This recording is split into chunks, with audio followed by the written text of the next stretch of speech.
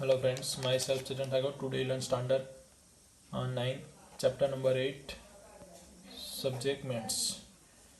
Exercise 8.2 हमने solve की थी. So last time exercise 8.2 continue कर रहे थे. उन्होंने मोस्ट ऑफ जो सम्स थे वो हमने कंप्लीट कर दिए थे. क्वेश्चन नंबर अराउंड 6 तक हमने कंप्लीट किया था. लास्ट क्वेश्चन से आज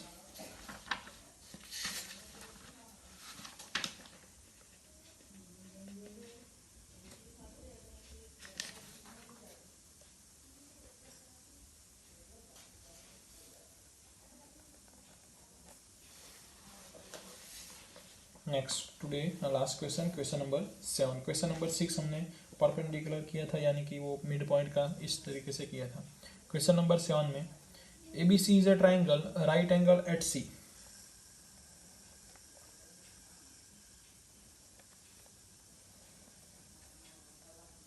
right angle AC, angle C is a right angle, तो C यहाँ पे आएगा.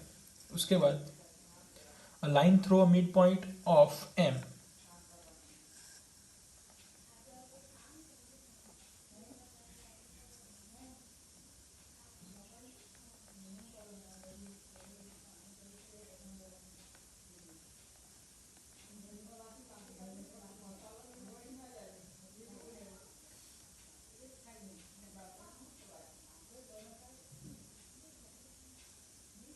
Hypotenuse AB parallel to BC intersect AC at D, so that D is a midpoint of AC. MD is perpendicular to AC and CM is equal to AM is equal to 1/2 AB. इतना आपको complete करना है. तो क्या दिया गया वो देखते हैं.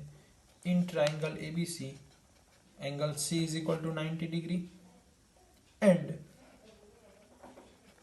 AM is equal to MB because M is a midpoint of AB. M is a midpoint of AB.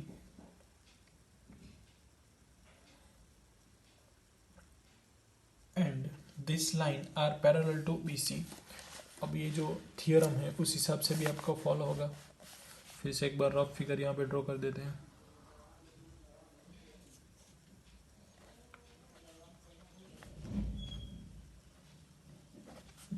तो ये जो दो लाइन है वो पैरेलल है. BC is parallel to MD.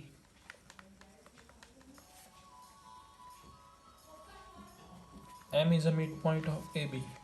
Therefore, D is also midpoint of AB. ये भी उसका मिड पॉइंट ही होगा.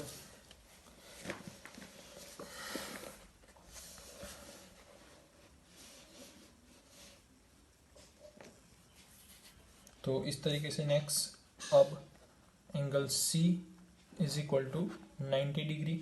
ये दोनों पार्ट्स इक्वल हो गए. अब BC जो है वो पैरेलल टू DM है एंड DC ट्रांसवर्सल. DC जो है वो ट्रांसवर्सल है. ये दो लाइन पैरेलल है तो दोनों का एडिशन कितना होगा, 90 का होगा. तो यहाँ पे MDC ये दोनों एंगल का एडिशन 180 होगा. एंगल DCB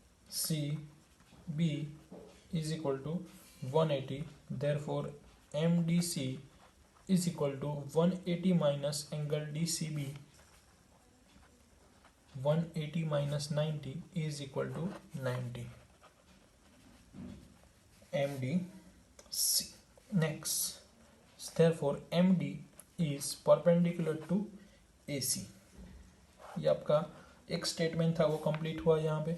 और नेक्स्ट स्टेटमेंट के लिए ट्राइंगल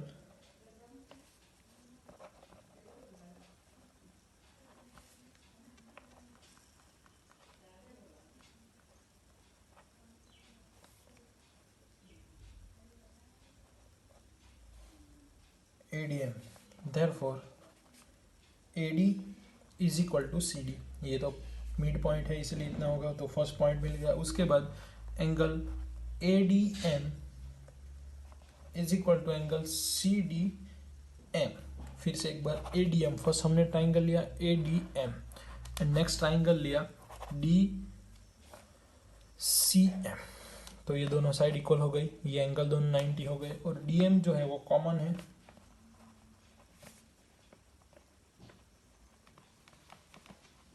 कॉमन साइड हो गए।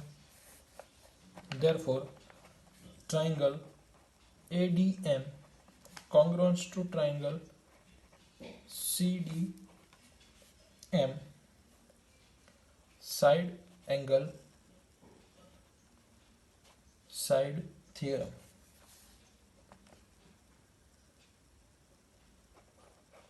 तो AM is equal to M भी लिख सकते हैं by using CPCT theorem.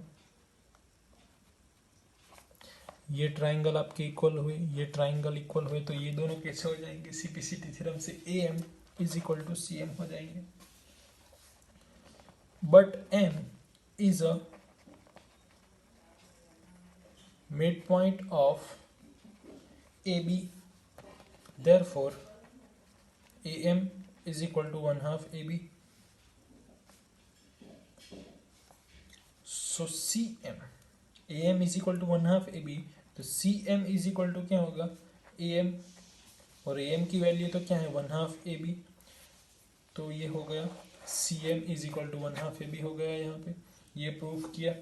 MD perpendicular to, ये दोनों परपेंडिकुलर एंगल, एंड एंगल जो D है वो क्या होगा? आपका मिड पॉइंट होगा। तो ऐसे टोटल 3 स्टेटमेंट हमने प्रूव किए।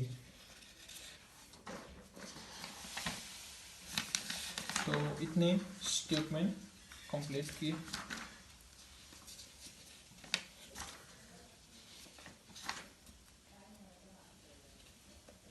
अच्छा, नेक्स्ट चैप्टर नंबर 14 देख लेते हैं।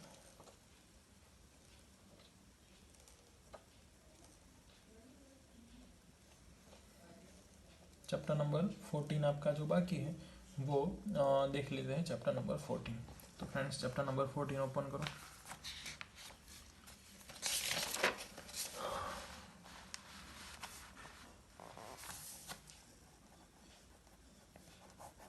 चैप्टर नंबर का नेम है स्टैटिस्टिक। स्टैटिस्टिक में जो फर्स्ट अपन आपको जो लिखना है वो यहाँ पे देख लेते हैं। लिखना क्या है चैप्टर नंबर में? तो टेक्स्ट बुक ओपन करो। दो स्टेटमेंट दी है आपको, डेटा की इंफॉर्मेशन दी गई। हमें तो एक स्टेटमेंट लिखना है प्राइमरी एंड सेकेंडरी। तो यहाँ पे लिखा है primary data in first case यानी कि ये let moves result student have gather how did collect that data. First, height of 20 student of your class. आपको इंफॉर्मेशन निकालनी है, तो फर्स्ट इंफॉर्मेशन किसके लिए है? Height of 20 student of data. Next, number of absent in each day in your class of a month, and number of member in a family of your classmate. Height of 50 plants in our garden around your school. So ये दो type की information है। तो ये information आप कैसे निकालोगे? In the first case, information was collected by investigator herself or himself with definite objective in her or his mind. So this type of data is called primary data। यानी कि जो invent कर रहा है, investigator है, invest कर रहा है, वो इन्वेस्टिगेटर, ये आपको लिखना है डेफिनेशन, इतनी डेफिनेशन प्राइमरी डेटा की। इन्वेस्टिगेटर खुद अपने माइंड से खुद इंफॉर्मेशन कलेक्ट करता है, अपने माइंड से थॉट लेके, तो ऐसी इंफॉर्मेशन को हम प्राइमरी डेटा कहेंगे। और second, in second case when the information was gather from the source which have already had information store, the data obtain is called secondary data. सेकेंडरी डेटा की आपको डेफिनेशन क्या आएगी? तो ऐसा डेटा कि वो ऑलरेडी इंफॉर्मेशन प्रेजेंट है, बट हमें इन्वेस्टिगेटर कोई सोर्स का यूज करके वो इंफॉर्मेशन गैदर करता है, कलेक्ट करता है, तो ऐसी इंफॉर्मेशन को हम बोलेंगे सेकेंडरी डेटा। तो फिर से एक बार, प्राइमरी यानी कि हम खुद इन्वेस्टिगेटर और हम खुद सॉल्व करते हैं, वो कलेक्ट करते हैं वो इन्फॉर्मेशन, और सेकेंडरी यानी कि ऐसी इन्फॉर्मेशन जो पहले से है, हम कुछ सोर्स से उसको गैदरिंग करते हैं, जैसे कि गूगल पे ऑलरेडी है, गूगल पे सर्च करके हमने इन्फॉर्मेशन कलेक्ट की, तो एक ऐसा डेटा हुआ, सेकेंडरी हुआ, इस टाइप का। तो यहाँ पे question 1, give 5 example of data you can collect from your day to day life.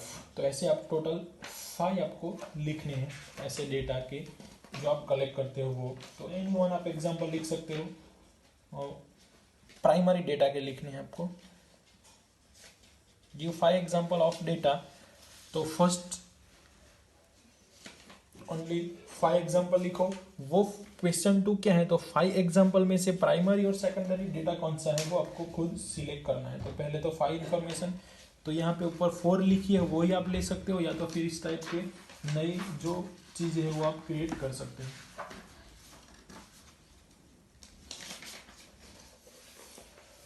जैसे कि आप टेलीविज़न में न्यूज़ देखते हो इलेक्शन के इस टाइप की, उसके बाद around school how many trees are, number of members in family, heights of 15 plants in our around you school. So this type of information can be any, give, write any 5 example, and these 5 example are classified primary and secondary. तो question number 14.1 and 2, 14.1 homework में आपको solve करना है।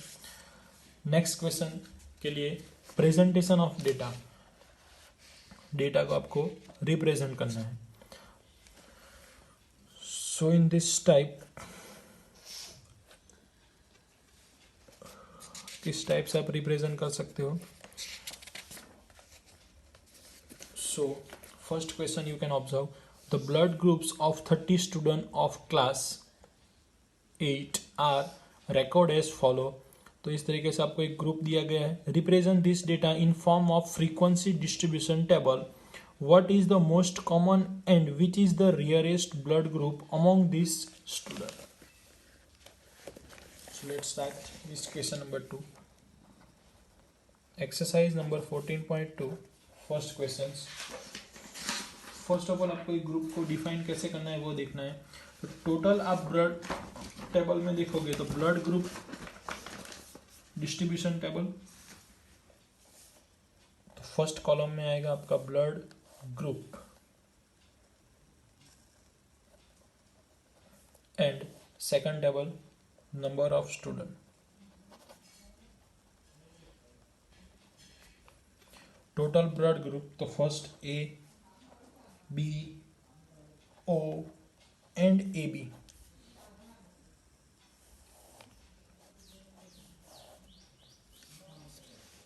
Count करने हैं तो first of all आपका total A count करोगे तो फर्स्ट आपका ए है, तो यहाँ पे आपको 1 लाइन ड्रॉ करनी है। उसके बाद सेकंड यानी कि इस तरीके से फर्स्ट ए, उसके बाद बी, तो आपको बी पे यहाँ पे 1 लाइन करनी है। उसके बाद ओ एंड देन ओ, तो वहाँ पे ओ पे आपको 2 लाइन करनी है। नेक्स्ट ए बी, तो वहाँ पे ऐसे आपको सिंगल लाइन करनी है। देन आफ्टर ओ, तो वंस अगेन यहाँ पे 3rd लाइन। ओ के बाद ए,